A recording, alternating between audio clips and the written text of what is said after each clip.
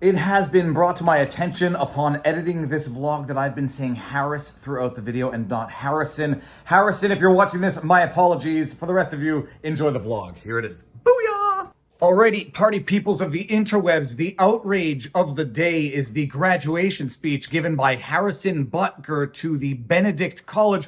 And holy cows, I think 90% of the outrage is from people who have not even bothered to watch the entire 20-minute speech. Viva Fry, former Montreal litigator turned current Florida rumbler, and this is another one of those situations where I actually get to live life backwards because I saw the outrage about Harrison Butker's speech before listening to his speech, and after I went back to listen to the speech, I'm convinced now that 90+% of the people outraged at what he said didn't listen to what he said. He gave a 20-minute speech at Benedict College, which is a religious Catholic college. Harrison Butker is a football player. I don't really follow. Is everyone okay? Uh-oh. 12 seconds later. Sorry about that. I heard a noise that sounded bad. So Harrison Butker, who's a football player, and I don't really follow sports, he gave a speech at Benedict College. He's a proud man who speaks eloquently about his faith in God, and I guess there's nothing more unpopular than doing that these days. And my goodness, the reaction to what Harrison Butker has said in that speech, which, if you disagree with it, big deal, go on with your day. The outrage, the frothing at the mouth lunacy at that speech, my goodness, some might argue that it proves the truthfulness and the accuracy of the speech itself. Now, I do say I disagree with some of the points Harrison makes in his speech. I actually argue that one of the themes of his speech, the idea of staying in your lane, I don't agree with that statement, and I dare say from Harrison's speech itself, I don't think he agrees with that statement. I think he might mean something else other than staying in your lane, because if Harrison Butker followed his own advice and stayed in his own lane, he probably never would have delivered that speech in the first place, and he probably would have never become, as he called it, an amateur public speaker, something along those lines. Here are the highlights. Here are my thoughts. I'm sure your high school graduation was not what you had imagined, and most likely, neither was your first couple years of college. By making it to this moment through all the adversity thrown your way from COVID, I hope you learned the important lessons that suffering in this life is only temporary. As a group, you witnessed firsthand how bad leaders who don't stay in their lane can have a negative impact on society. It is through this lens that I want to take stock of how we got to where we are and where we want to go as citizens and yes, as Catholics. It's an amazing thing, by the way. You could be proud in your sexual orientation. You could be proud of being asexual if you ask some Canadian politicians. But my goodness, be proud in your religion. It's okay so long as you're not Catholic or Christian. It's a wild world in which we live. There's nothing more intimidating than a proud Catholic giving a speech in which he takes pride in his faith and the, what some might call antiquated or others might call the traditional values of his faith. That seems to be what is enraging people these days. And like I say, advice is kind of like food. If you don't like it, you don't have to consume it. Move on with your day. But the idea that people are trying to cancel Harris Butker for this speech, it proves the point of what Harris was saying in his speech. I want to be sure to thank President Minnis and the board for their invitation to speak. When President Minnis first reached out a couple of months ago, I had originally said no.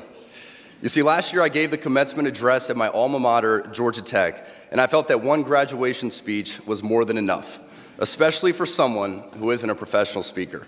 And there's my point, especially for someone who isn't a professional speaker and yet delivered a professional speech that many would be unable to give. Had he stayed in his own lane, he probably would have never given that speech. So I do not believe in the idea of staying in your lane. I might agree with the idea of doing what you're good at, but you only get good by doing things, and you only get good at things that you're not currently good at by getting out of your lane and trying new things. Okay, you understand my point there. It's an immaterial disagreement in any event. The rest of the speech, we'll get to what's making liberals' heads explode.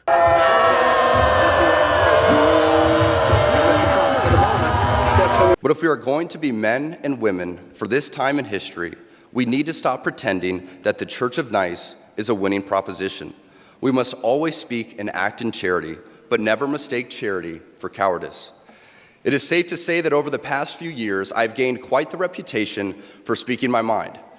I never envisioned myself nor wanted to have this sort of a platform, but God has given it to me, so I have no other choice but to embrace it and preach more hard truths about accepting your lane and staying in it. As members of the church founded by Jesus Christ, it is our duty and ultimately privilege to be authentically and unapologetically Catholic. Don't be mistaken, even within the church, people in polite Catholic circles will try to persuade you to remain silent. There even was an award-winning film called Silence, made by a fellow Catholic, wherein one of the main characters, a Jesuit priest, abandoned the church and as an apostate, when he died, is seen grasping a crucifix, quiet and unknown to anyone but God.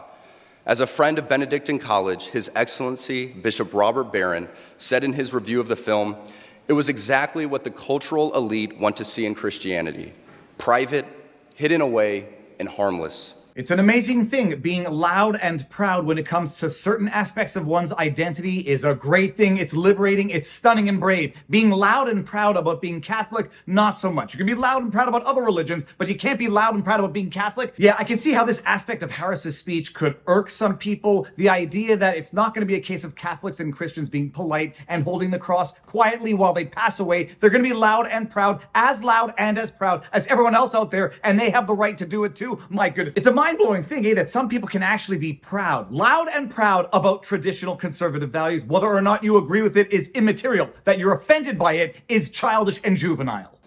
Our Catholic faith has always been countercultural. Our Lord, along with countless followers, were all put to death for their adherence to her teachings. The world around us says that we should keep our beliefs to ourselves whenever they go against the tyranny of diversity, equity, and inclusion. We fear speaking truth, because now, unfortunately, truth is in the minority. Congress just passed a bill where stating something as basic as the biblical teaching of who killed Jesus could land you in jail. Now, I can see how this could offend some people, because I could understand some people thinking, it seems here that Harris is suggesting that it's being outlawed to suggest that the Jews killed Jesus, which is what I think he's getting at here. And that would be historically inaccurate in any event, because while Judas did betray Jesus, it was the Romans that killed Jesus. And historically, traditionally, people have used the Jews killing Jesus as an anti-Semitic trope. I can see that some people could get mad at that if indeed that was what Harris was suggesting. But to that, I would still say, grow up, get some thicker skin. If that's what offends you today, find something better to get offended by. It may be historically inaccurate to state that the Jews killed Jesus. It might be a question of interpretation, where some might say, by having betrayed Jesus, that is as good as killing him when you betrayed him and the Romans killed him. Others might say, at the time, there were only Jews, Romans, and pagans anyhow, so it might just be a matter of fact that the Jews betrayed Jesus because they were the only religion at the time. Either way, the idea that some people have misused or abused of certain historical interpretations, certain tropes for nefarious purposes, does not preclude Harris from being allowed to think it, being allowed to speak it, and being allowed to suggest that even if you disagree with the idea, you shouldn't prevent other people from saying it. Okay, moving on. I say all of this not from a place of anger, as we get the leaders we deserve. But this does make me reflect on staying in my lane and focusing on my own vocation and how I can be a better father and husband and live in the world, but not be of it. All right, this is leading into the accusations of misogyny, telling a woman to stay in her lane, and her lane is that of a housemaker, a homemaker, a baby maker. We'll get there in a second, but before we get there, this, I think, is one of the passages of his speech that really pissed some people off. Some very sensitive, highly outrageable people really pissed them off good. I am certain the reporters at the AP could not have imagined that their attempt to rebuke and embarrass places and people like those here at Benedictine wouldn't be met with anger, but instead met with excitement and pride. Not the deadly sin sort of pride that has an entire month dedicated to it, but the true God-centered pride that is cooperating with the Holy Ghost to glorify Him.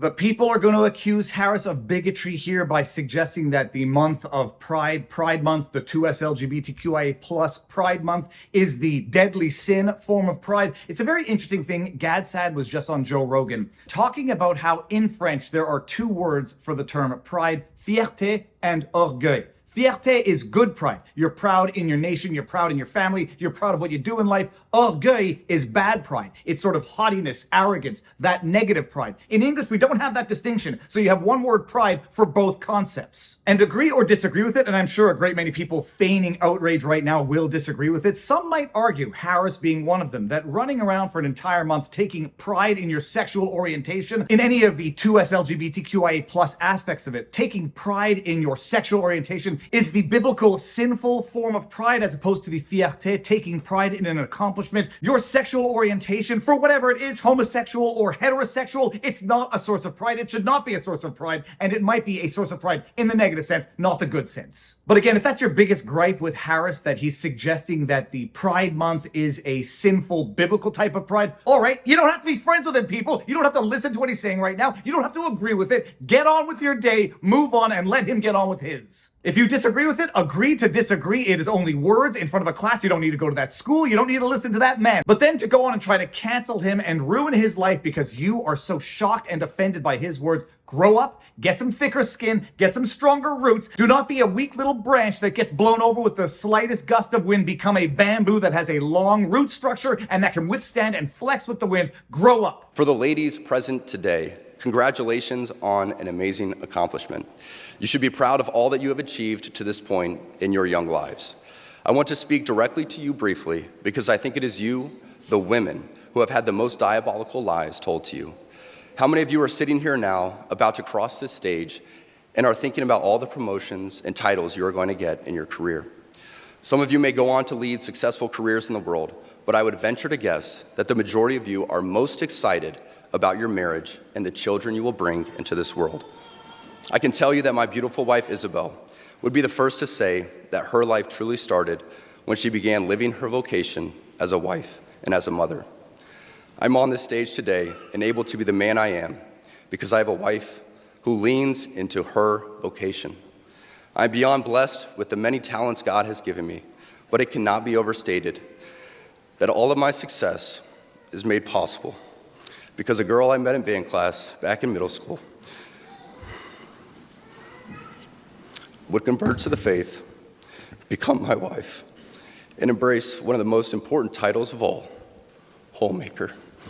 And here's the part that everyone is feigning outrage about. Oh my goodness, he's reduced women to baby makers, homemakers, that they should not have careers of their own, and that they should be happy to be the wife of a husband. If you really listen closely to what Harris said, or if you listen to what he said at all, he places himself in the same category of father and husband as he does the wife and mother. He cites relatively objective statistics as to what happens in fatherless homes, and he cites relatively observable fact as to what happens when women run out to work and do not have kids of their own, or have kids too late, or neglect the kids that they have. These are just statistical realities of life. And by the way, once again, if you don't like it, go work, don't have kids. You don't have to live by Harris Butker's words of advice. If you don't like them, don't take them. And by the way, if you listen really closely to what Harris is saying, it's not an order or a dictate for all women. It was rather anecdotal for him that his wife's career didn't take off. It didn't amount to what she thought it was going to be, but she found joy and happiness and fulfillment in being a wife and a mother. If you don't think it's going to work for you, don't do it. If it's not advice you like or would give to others, don't take it and don't give it. And if you think you can live a better life not following that advice, go do it and let us know how it works out at the end of the day. That's what free speech is for. But the bottom line, it wasn't a commandment, it was an observation, and it wasn't an asymmetrical observation either. It was a two-way street about mothers and fathers being parents, being husbands and wives, and leading a traditional conservative life that some people find fulfillment in.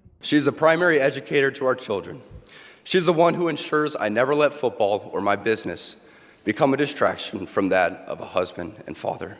Isabel's dream of having a career might not have come true, but if you asked her today if she has any regrets on her decision, she would laugh out loud without hesitation and say, heck no. Oh yeah, and fatherless homes lead to objective social problems. It is only in the past few years that I have grown encouraged to speak more boldly and directly, because as I mentioned earlier, I have leaned into my vocation as a husband and father, and as a man. To the gentlemen here today, part of what plagues our society is this lie that has been told to you that men are not necessary in the home or in our communities.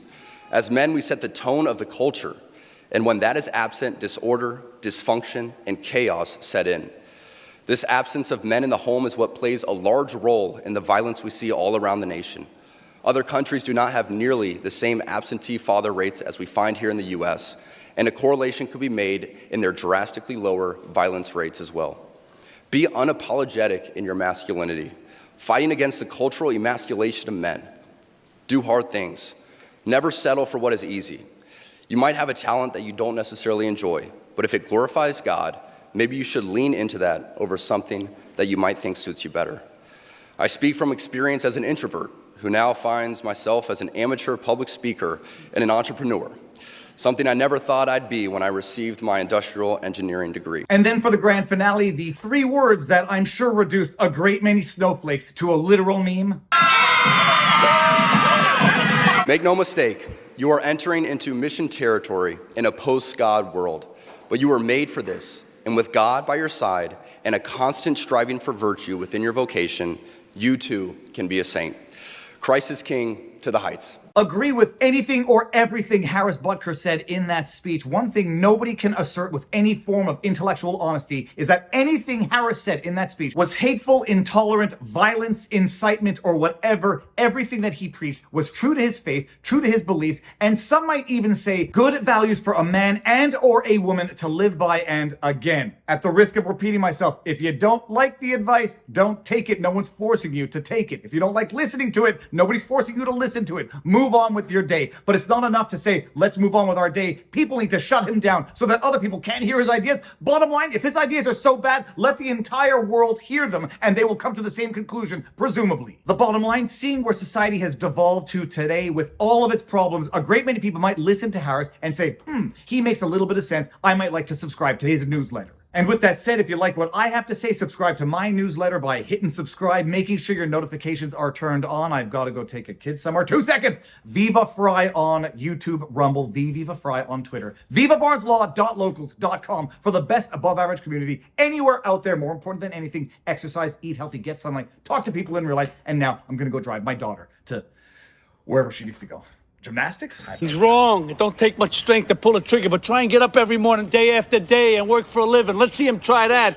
Then we'll see who's the real tough guy. The working man is the tough guy. Your father's the tough guy.